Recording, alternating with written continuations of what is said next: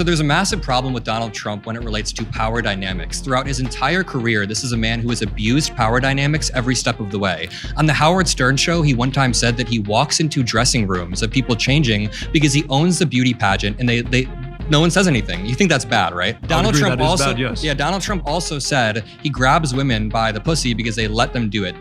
That happened, right? Yes. So then he was also asked in a deposition a few years later, do you consider yourself a star? And he said, I would consider myself a star. So he's basically conceding right there that he's a star who can do it. So my point is, Donald Trump throughout the years has abused his power dynamics by not only walking into girls in dressing rooms, but also being best friends with Jeffrey Epstein, sending Jeffrey Epstein letters while Jeffrey Epstein is at the peak of his sex trafficking. Can you just say it's kind of weird that the president of the United States has bragged repeatedly about grabbing women because they let you do it? Okay, another important thing to keep in mind is that when did Trump do all these things that he's being accused of? Was he a Republican or was he a known Democrat?